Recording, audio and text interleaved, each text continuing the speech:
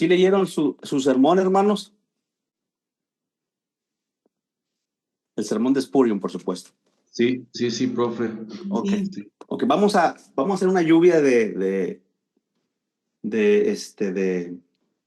conclusiones, de principios, tanto de lo que ya vimos como de lo que leímos. Vamos a interactuar porque yo sí creo que hay algunos rasgos que se relacionan con la formación espiritual. Y bueno, estamos abiertos. Ya le digo, con relación al video, con relación a la escritura, pero ¿cómo? Vamos a hablar primero del video, creo que está más fresca la información y después hablamos del sermón. Pero con relación al video, yo creo que obviamente estamos hablando de un hombre que tuvo mucha trayectoria y mucha influencia. Pastor, predicador, el príncipe de los predicadores, un hombre de Dios, fue usado por Dios, pero según observamos en el video, encontramos obviamente que pasó por un proceso. Entonces, ¿qué lecciones, eh, principios, enseñanzas que son relevantes o útiles para su vida puede encontrar en este video? Adelante, hermanos. Profe, tal vez Eh, no propiamente a los principios que hemos encontrado en el video o en la lectura, ¿no? Ujú. Sino tal vez un poquito ver también los seres humanos, cuando vemos a alguien, vemos que, bueno, su éxito, sus logros, eh, pero no vemos o no vemos o no pensamos en las cosas que ha tenido que pasar, ¿no? En las cosas que ha tenido que vivir. Hablo tal vez no en la línea, vamos a decir así, del ministerio, sino o hay personas que tienen empresas, o sea, muchas cosas, ¿no? Bueno, del otro lado de tal vez conseguir ilícitamente debe haber, pero pienso que como alguien una vez decía, si he llegado donde he llegado, tuve que dormir 2 horas, 3 horas nada más. Bueno, creo que frases así, ¿no? Y en el ministerio, creo yo, ¿no? Si hoy vemos o uno escucha de tantos hombres de Dios que han llegado donde han llegado, creo que tuvieron que ser procesados, tuvieron que pasar muchas cosas, como de Charles Spurgeon. Ujú. Nosotros escuchamos, leemos algunas lecturas, bibliografías de él, pero al escuchar el video y tantas otras cosas, vemos, ¿no? Que realmente lleva las cicatrices, ¿no? De todo un proceso para llegar donde ha llegado. Nada más eso, profe, quería un poquito ver. Sí, sí. Y obviamente eran hombres obviamente podemos aprender de sus virtudes, de su vida, aunque no eran infalibles, ¿verdad? No eran infalibles tampoco, pero sí son un referente, ¿verdad? Para el ministerio. Yo no sé si hay alguien más, hermanos, no se me amontonen. Sí, Amén. pastor, lo que también Adelante. podemos percibir en el video, una relación casi directa con Pablo, ¿no? Ujú, En cuestiones de trabajo, entrega, en un dolor físico también, ¿no? ujú. Entonces, lo que se puede ahí percibir es eso, ¿no? La soledad. Amén. Experimenta él físicamente ese dolor en el cuerpo, pero lo rescatable es que no se detiene, continúa, lo hace con la ayuda de Dios y bueno, es un personaje que fue y ha sido usado por Dios, que hasta estos tiempos sigue, ¿no? Latente Amén. esos ser. Bendiciones. Sí, Efraín. Profe, sí, profe, la verdad es, ah, como usted dijo, es un ser humano falible, pero creo que son uno de los grandes generales. Ujú. Y te ayuda mucho porque nosotros en el proceso de madurez muchas veces pensamos de que porque hacemos algo para Dios no nos tiene que pasar esto, o a veces cuando nos pasa alguna situación nosotros nos ponemos o nos creemos con derecho de decir, a ver, Dios, ¿qué te pasa? Yo estoy haciendo esto, ¿por qué me tienen que pasar estas situaciones? Y yo creo que en el proceso del ministerio de la vida, Dios nos va a tratar, nos va a formar, porque creo que todos pasamos situaciones complejas y yo creo que a veces servimos a Dios interesadamente. Decimos, yo te sirvo, yo hago esto, pero que no le pase nada a esto, a mis hijos, a mi familia.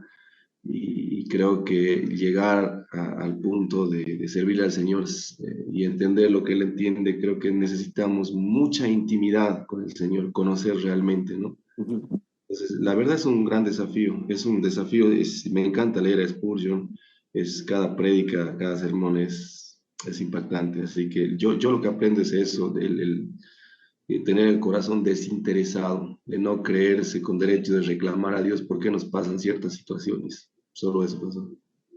Gracias, Efraín. Profe, Amén. Sí, compartir adelante. también, ¿no? Bueno, yo recientemente, profe, el año pasado, pues pasé muy mal de salud, ¿no? Por un accidente que tuve. Y cuando ahí preguntaba y decía, ¿te imaginas no poder moverte de un lado a otro lado así por ti solito? Entonces, pues me hacía recordar, ¿no? Ese momento tan difícil que yo también lo pasé por un accidente que tuve, ¿no? Entonces es un poco muy difícil, ¿no? Poder enfrentar todo eso y pues lo que decía también Pastor Efraín, la verdad que pensamos que por lo que somos pues predicadores y todo eso, pues nada tiene que pasarnos. Y el concepto que también la iglesia tiene, este profesor, ¿no? De que su pastor, pues parece que es, en alguna ocasión a mí me lo dijeron, tú eres un semidios, me lo dijeron unos jóvenes, ¿no? ¿No? Entonces, parece que de alguna manera la iglesia tiene un concepto de que pues el pastor no tiene que pasar por ciertas dificultades, no tiene que enfermarse, pues, y a veces la sociedad también lo juzga cuando pasa estas cosas, piensa que el pastor ha caído en algún pecado, ha cometido algún error y pues está recibiendo el castigo del Señor, ¿no? Pero a la verdad, pues somos seres humanos que pues podemos enfermarnos, podemos tener algún accidente, no precisamente porque Dios se haya olvidado de nosotros, sino que también en el caso mío, por ejemplo, fue pues para ver la gloria de Dios, ¿no? Y para mostrar también de que a pesar de esa situación, yo nunca dejé la iglesia, he estado sigue al frente de la iglesia, profesor. Yo no podía tener aguante de estar de pie para predicar, pues me sentaba, ¿no? Sentadito predicaba y pues enfrenté así, pues y gracias al Señor también ya voy saliendo de todo eso, aunque pues todavía debo cuidarme, pero gracias al Señor, ¿no? Entonces, lo que dice este siervo, pues la verdad que, bueno, humanamente da pues alguna nostalgia, ¿no? De que él, mira que a los 35 años tuvo que enfrentar toda esa situación. La verdad que pues es mucho da de qué pensar, ¿no? Solamente eso aportar, profesor. Sí, sí, la hermana, creo era la hermana, se me escapa el nombre, la hermana, Celia, Celia. hermana Celia, adelante. Bueno, una de las cosas que puedo rescatar del video es que como predicador sabía bien la responsabilidad que Dios le dio, ¿no? De como un ministro, de llevar la palabra de Dios. Y lo hacía con temor, ¿no? Él procuraba predicar con fidelidad la palabra de Dios y creo que es una de las cosas que debemos tomar en cuenta. Esta responsabilidad que Dios nos ha dado, no lo podemos tomar a la ligera, ¿no? Y creo que es por una de las causas por la cual muchos de los que estamos en estos, en la facultad, es eso, de poder prepararnos para servir a Dios. Tal vez no lo haremos perfectamente, pero trataremos de interpretar la palabra de Dios. Y ese ha sido uno de las motivaciones por la cual yo he decidido entrar a la facultad, porque hay esa necesidad que el siervo de Dios se prepare, porque Amén. vamos a dar cuentas al Señor. Y eso es lo que me llamó mucho la atención.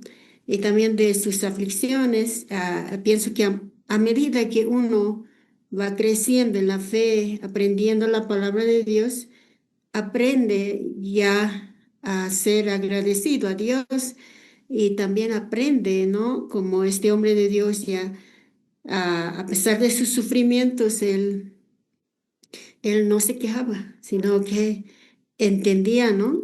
Bien lo que Dios estaba haciendo. A veces no entendemos algunas cosas de Dios, como en el ejemplo de José, perdón, que sufrió muchas cosas injustas en su vida, pero al final de su carrera, él dijo que Dios lo había permitido con un propósito para salvar un pueblo.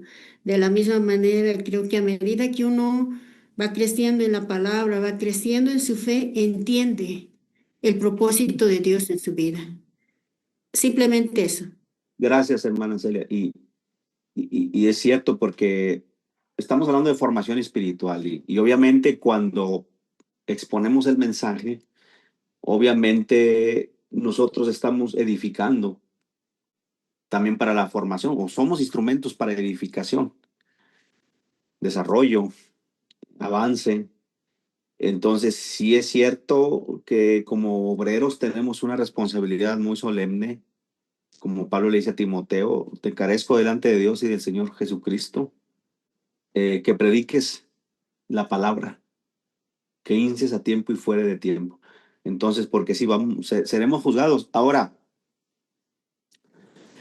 como dijo la hermana, o sea, realmente nosotros, Dios no, o sea, yo sé que aquí hay buenos predicadores en el sentido de que tenemos o que tienen buena expresión o elegancia o retórica, pero yo creo que si de repente, yo a veces me pasa, estoy predicando y se me olvida algo, o tartamudeo.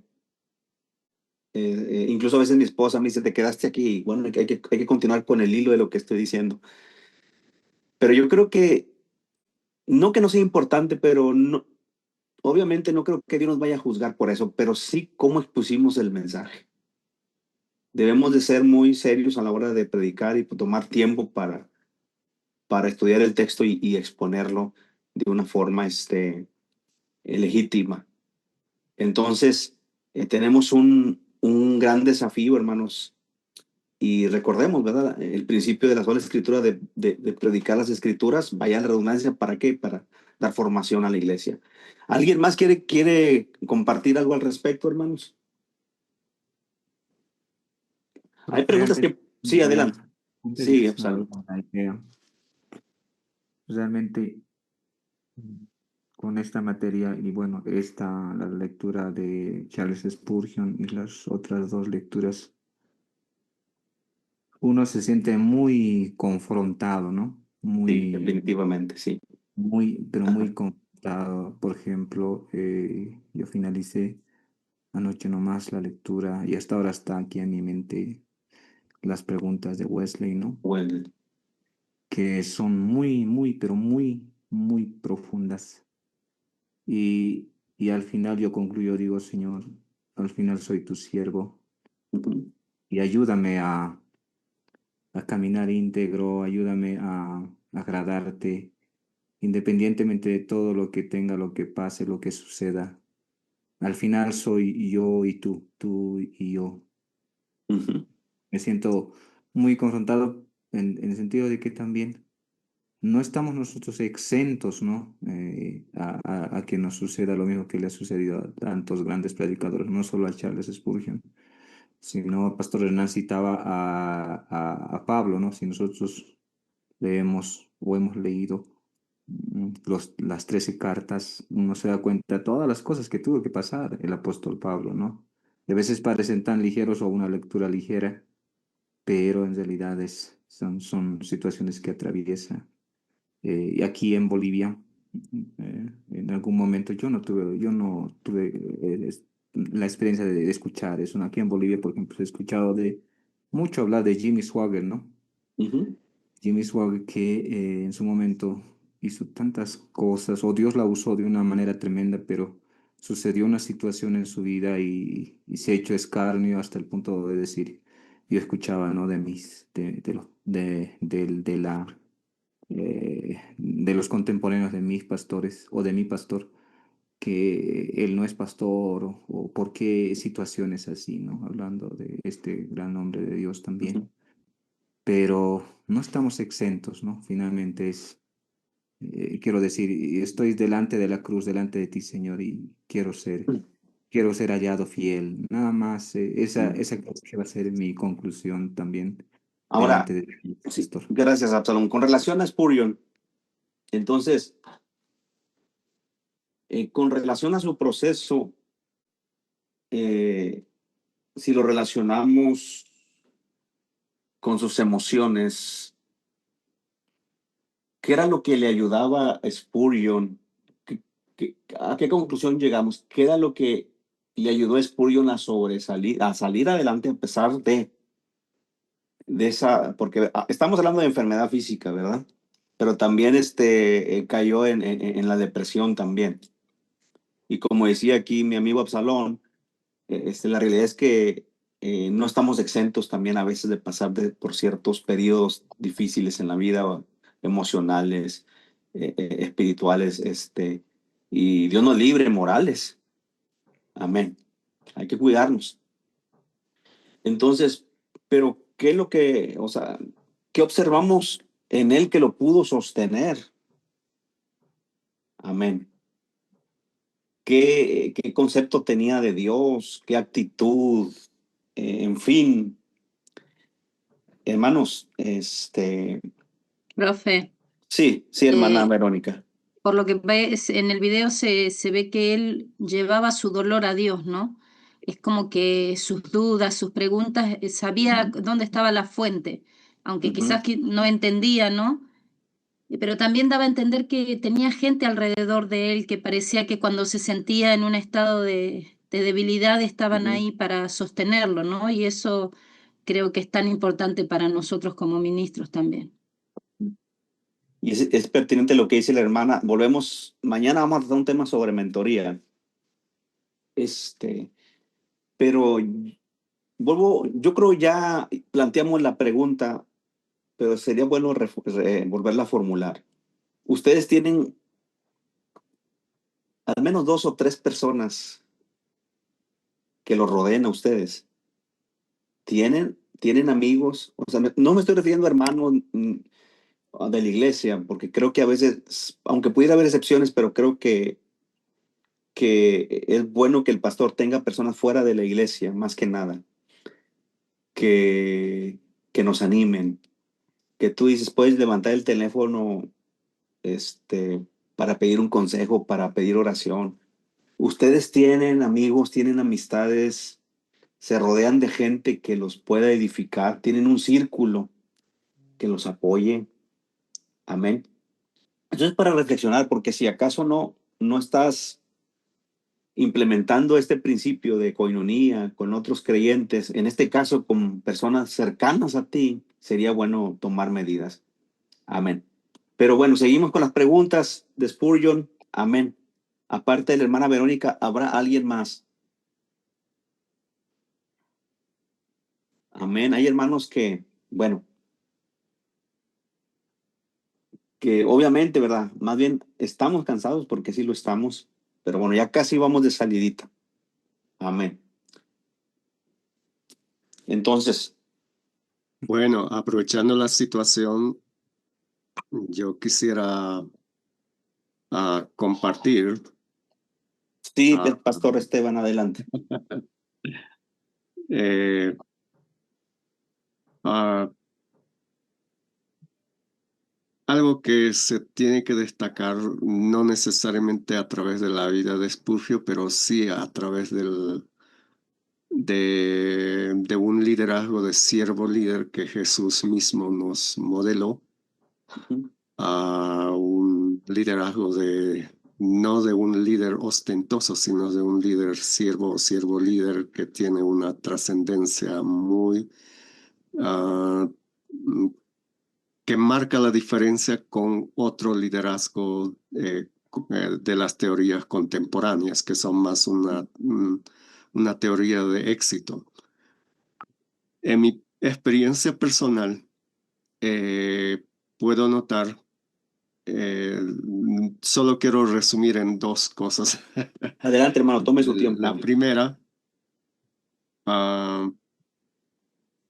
la razón de lo que estoy ahora, bueno, más activamente en la facultad, fue justamente cuando se cerró todas las puertas. Estaba pasando una transición muy fuerte. Transición en la iglesia, transición en la familia, transición en el ministerio, transición, o sea, ya se imaginan, las transiciones no son, bueno, por sí mismas ni son buenas ni son malas, depende cómo se las maneja, pero cuando se las junta todas en una sola, ahí es el problema. Por situaciones de familia y por situaciones, bueno, muy internos, tenía que dejar el seminario de la dirección, pero al mismo tiempo la iglesia teníamos que tomar una decisión, pero al mismo tiempo en el ministerio tenía que tomar una decisión. Pues en esa transición, bueno, yo también estaba como catedrático en la universidad y el Señor trató con mi vida para ya no seguir, sino más bien ir en lo que el Señor decía, pero es decir, todo se me cerró. No había más, o sea, yo recuerdo hasta estaba a punto de perder mi familia. Y yo recuerdo aquel día, Señor, yo te amo más a ti. Sobre cualquier cosa, yo te amo a ti. Recuerdo aquella oración. Es así que recibí la primera invitación para ir a Venezuela. Ahí Dios ministró en el avión cuando estaba viendo la naturaleza. Dios habló en mi corazón y ahí me confrontó y me dijo, tú querías ser catedrático de la universidad, pero yo quiero que tú seas maestro para las naciones. Ahí recibí el llamado, no entendía al momento qué es, y llegué con lágrimas en los ojos pisando tierra venezolana y por eso aprecio mucho esa nación. Y de ahí comenzamos con la primera clase de investigación en la facultad y estuve a cargo por 7 años ministrando a más de 300 estudiantes, si no me equivoco, capaz sea un poco más, pero... Y comencé a entender porque el Señor esta vez me dijo, tú querías hacer esto, pero yo quería esto, y esto es lo que yo deseo. Y cuando entendí, comprendí de todo el valle que estaba atravesando. En ese tiempo estaba con un coach. Él me ayudó. Y él también me enseñó en el ministerio hay que tener personas de confianza. No muchos, 2 o 3, pero de confianza. Y en ese proceso, recuerdo con él cuántas veces en ese proceso que estaba, yo fui deshecho, pensando que él me anime y él me dé las respuestas. Él no me dio ni una respuesta, todas las respuestas salieron de mí. Amén. Lo único que él hizo es hacerme preguntas, y más preguntas y más preguntas, y las respuestas las tenía yo. Y después de todo, cuando salí, decía, bueno, en una confusión de crisis uno no se opaca todo, la mente, las emociones, es todo oscuro. Pero sí a través de alguien puedes aclarar tus ideas, y ahí vi la necesidad de que alguien que esté es muy importante. Y hoy en día, en esa vez, mis amigos me dieron la espalda, y era para decir, hasta aquí los amigos, nunca más. Pero el problema no era el problema de los amigos, es qué tipos de amigos tienes a tu lado, y puedes reconocer quiénes son y quiénes te apoyan y quiénes no. En ese sentido es de que pues no eran mis amigos, y el Señor, como que dijera, Él me dio muchos amigos, tanto en Venezuela, tanto en diferentes lugares, pero eso me ayudó a entender propiamente lo que Dios quería hacer conmigo. Ese es un primer elemento. Un segundo elemento, hace 2 años atrás, justo en el módulo de Cochabamba, eh, creo que fue la primera semana, si no me equivoco. Sí, la primera semana, al tercer día, recibí un mensaje en mi teléfono con una amenaza muy brutal. Y me dieron plazo hasta fin de mes, y si no hacía, vamos a regar en las redes y vamos a hacer muy fuerte. Esa semana estaba el presidente nacional. Lo primero que le mostré, mire, existe esto. No les dije a los estudiantes por el momento. A la semana siguiente sí les dije, pero esa semana no, estaba muy triste. Aún estaba dando clases todavía, pero era tan difícil manejar esa situación. Y ni siquiera pasó el fin de mes. El domingo mismo, cuando estaba en la iglesia, ahí me llamó un hermano de Oruro, un pastor.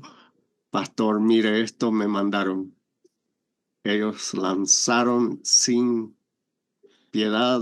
Y otro de Argentina, Fabio, que siempre ha estado con nosotros. Y así de diferentes lugares. No se imaginan cómo estaba ese día destrozado.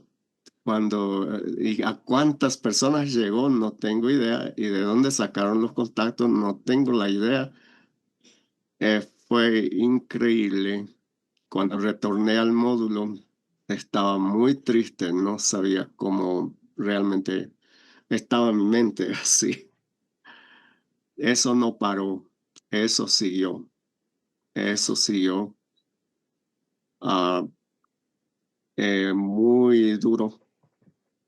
No voy a contar toda esa parte, pero lo que sí fue muy duro, y eso siguió arrastrando, pero la solución, cuando tú tienes amigos, ahí sí puedes ver como un colchón que baja, pero cuando no, esto es terrible. Y yo lo llamo familia a la facultad, porque ellos fueron los que me apoyaron bastante, que orábamos las reuniones que teníamos.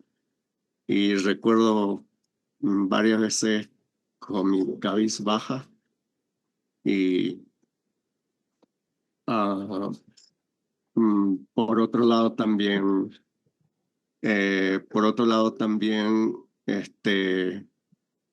fue muy complicado. Yo deseaba dejar todo, estaba dispuesto a dejarlo todo. Yo hice cita con el hermano Alan, que aún él era el rector, con el hermano David, con el hermano Max, decir, hasta aquí, no más. Y miraba a los hermanos que se inscribían en investigación, tengo que seguir. Pero por otro lado, no, aquí lo dejo todo. Dejo la iglesia, dejo la ciudad, era todo. Ellos Amén. oraron, sostuvieron. Eso me ayudó bastante. Fue muy, muy útil orar. El año pasado, eh, algunas abogadas me ayudaron y ella fue una de las claves de Cochabamba. Y ella me dijo, diga no a esto, no el otro. El hermano David me había advertido lo mismo. No te la crees porque no es tu problema. No puedes cargar con un problema que no es tuyo. Ese apoyo fue clave y tomé, dije, vaya, yo me estoy hundiendo con alguien que tiene la culpa y está feliz. Y yo que no, Ujú, yo estoy ujú. ahí. Me aclaró y en otra ocasión, no me acuerdo que me aconsejó, empecé a leer nuestros reglamentos, empecé a leer nuestra constitución y noto que no tengo, o sea, todo lo que me están acusando no es una situación real, sino es simplemente un mal procedimiento, un mal que quieran hacer parecer, obviamente hay de medias verdades. Y a partir de ahí comencé a recuperar y desarrollar y gracias a Dios en la facultad de ese año no enseñé, no fui a ningún lugar porque fue que estaba totalmente destrozado y no tenía el ánimo, pero el año pasado que fue mi primera en Paraguay, el Señor me ministró. Amén. Cuando estaba enseñando, ahí me hizo entender, tú no eres el problema, yo estoy aquí. Cuando fui a República Dominicana, confirmó totalmente y entendí lo que yo, como alguien dice, me estaba castigando, pero tú puedes salir con la ayuda de otros. No hay manera de salir. El Señor sí está. El Señor te va a hablar, pero el apoyo de otros es muy importante. Es sustancial. Y, y gracias a eso, hoy continuamos, seguimos, bueno, ahora con otra responsabilidad, pero ya, como se dice, de una forma distinta, pero es importante entender, ya comprendí el propósito de Dios y la visión de todo esto y entiendo qué es lo que Dios quiere de mí y a veces para descubrir algo que a veces no lo vamos a descubrir en nuestra comunidad, pero en lo espinoso Amén. puedes descubrir y puedes realizar. Solo eso, hacer ver la importancia de la amistad que necesitamos tener entre consiervos, no con todos, obviamente con 2 o 3, pero que sea de confianza. Y eso va a ayudar bastante. Bueno, eso quería compartir a fin de no extender. Gracias, hermano. Gracias, pastor. Gracias por su aporte. Valoramos mucho su consejo. De hecho, mañana vamos a tocar un tema sobre mentoría. Sí, Dios nos presta vida y salud, aquí vamos a estar. Pero volviendo a lo de Spurgeon, la realidad es que en medio de ese proceso, él obviamente tenía convicciones, la importancia de vivir de convicciones y también esto, utilizando el proceso del hermano, el hermano Pari, que con su experiencia, su testimonio, obviamente en medio de estos procesos, pues obviamente necesitamos desarrollar o depender de las convicciones. Fue lo que prácticamente hizo Spurgeon. Uno, dependencia, pero también las convicciones de Dios, especialmente en la cuestión de la soberanía. O sea, a los que aman a Dios todas las cosas les ayudan para bien. Es nuestra posición en Cristo. Entonces, si nosotros estamos en Cristo, aún lo que Dios permite, de alguna manera, aunque a veces no hay explicación, aunque a veces no hay una respuesta racional, pero en Cristo, a los que amamos a Dios, todas las cosas nos ayudan a bien. Y también Él lo canaliza con relación a tener dependencia de Dios, pero al mismo tiempo también eso le ayudó para administrar de una forma más eficaz. Y bueno, es interesante la vida de Spurgeon. Amén. Y bueno, gloria a Dios por estos hombres que realmente dejaron un legado y practiquemos estos principios, no importa lo que estemos pasando. Ánimo, ustedes yo imagino que ya hicieron su paráfrasis. 2 Corintios 12, prácticamente el apóstol Pablo habla de un proceso por el cual él también pasó. Pero a Dios la gloria, a Dios la gloria. Y bueno, vamos a orar. Y vamos a poner este proceso que usted está viviendo en manos de Dios. Antes de entrar con el hermano Esteban, para que él explique nuevamente lo que es la plataforma que está utilizando con relación a la propuesta monográfica. Pero vamos a orar. Padre, gracias, Señor, porque aunque los procesos suelen ser